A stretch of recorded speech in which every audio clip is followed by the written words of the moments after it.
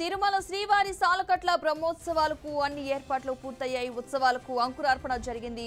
మొత్తంగా ఈ రోజు సాయంత్రం నుంచి కూడా మీన లగ్నంలో ధ్వజారోహణంతో వాహన సేవలైతే స్టార్ట్ కానున్నాయి. అదే రోజు రాత్రి వాహన సేవలు కూడా మొదలై 9 రోజుల పాటు కూడా వివిధ వాహన సేవలపై మలయప్ప స్వామి ఊరేగింపు అయితే చేయనున్నారు. అదేవిధంగా 12వ తేదీన చక్ర స్నానంతో బ్రహ్మోత్సవాలు ముగియనున్నాయి.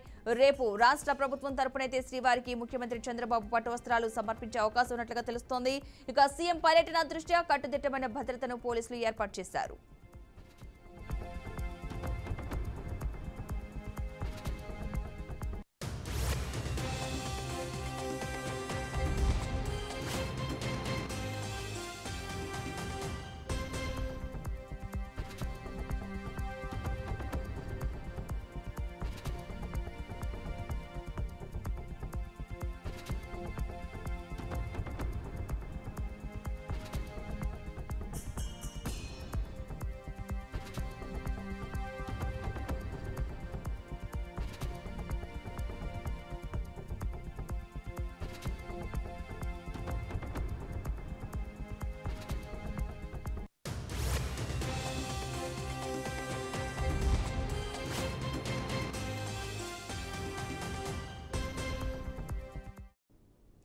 శ్రీవారి బ్రహ్మోత్సవాలు ఈ రోజు నుంచి కూడా ప్రారంభం కానున్నట్టుగా తెలుస్తోంది. నేటి నుంచి 9 రోజుల పాటు శ్రీవారి బ్రహ్మోత్సవాలైతే జరగనున్నాయి. ఈ నేపథ్యంలో శ్రీవారి బ్రహ్మోత్సవాల్లో పాల్గొనేందుకు ఏపీ సీఎం చంద్రబాబు ఈ రోజు తిరుమలకు వెళ్లే అవకాశం ఉన్నట్లుగా తెలుస్తోంది. స్వామివారికి పట్టు వస్త్రాలు సమర్పించనున్నారు సీఎం చంద్రబాబు. ఇదే అంశానికి సంబంధించిన పూర్తి సమాచారాన్ని మా ప్రతినిధి గోపీనాథ్ అందిస్తారు.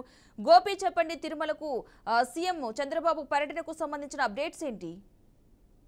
మొత్తం మీద శ్రీవారి బ్రహ్మోత్సవాలు ఇవాళ నుంచి కూడా ప్రారంభం కాబోతున్నాయి. రాత్రి శాస్త్రోక్తంగా అంకురార్పణ కార్యక్రమాన్ని కూడా టీటీడీ అర్చకులు అధికారులు నిర్వహించడం జరిగింది.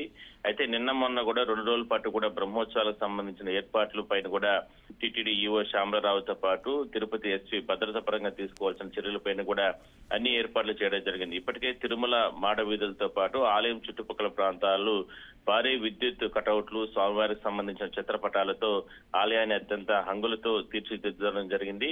అయితే ఇవాళ నుంచి బ్రహ్మోత్సవాలు అంటే అంకురార్పణ శాస్త్రోక్తంగా జరిగేటటువంటి అంకురార్పణ కార్యక్రమం రాత్రి కంప్లీట్ చేయడం జరిగింది.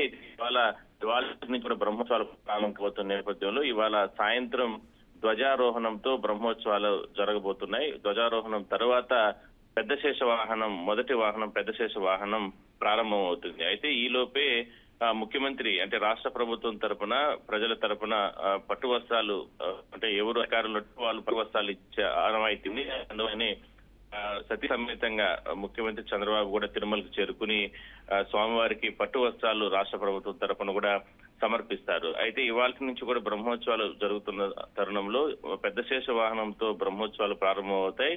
12వ తారీఖున ధ్వజ అవరోహణంతో బ్రహ్మోత్సవాలు ముగుస్తాయి.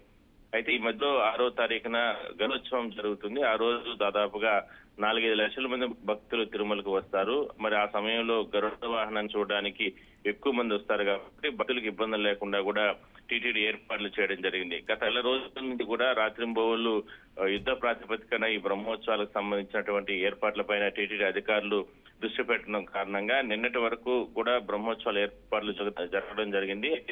తిరుమలకు వచ్చిన ప్రతి భక్తునికి కూడా దర్శనంతో పాటు అంటే ఆలయం లోపల ఉన్నటువంటి మూలమూర్తి దర్శనంతో పాటు వాహన ఉదయం సాయంత్రం 2 పూట్ల కూడా వాహన సేవల్లో స్వామివారు ఊరేగుతారు వివిధ వాహనాల పైన.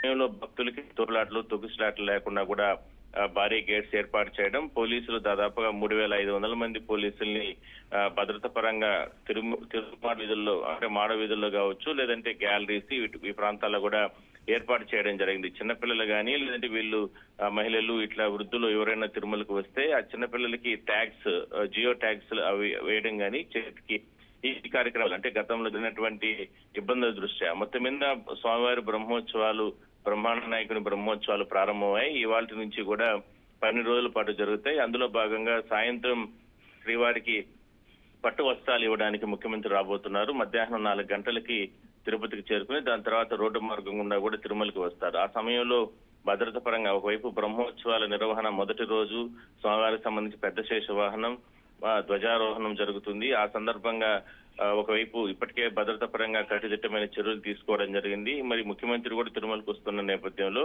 ఎటువంటి అవాంఛనీయ ఘటనలు, ఎటువంటి భద్రతా పరంగా ఇబ్బందులు లేకుండా పోలీసులు అయితే ఇప్పటికే కూడా గట్టి చర్యలు తీసుకోవడం జరిగింది. అత్యంత వైభవంగా బ్రహ్మోత్సవాలు నిర్వహించడానికి అన్ని ఏర్పాటు చేసినట్లు కూడా నిన్న టీటీడీ ఈవో శ్యామలారావు కూడా చెప్పడం జరిగింది. Right, thank you Gopi.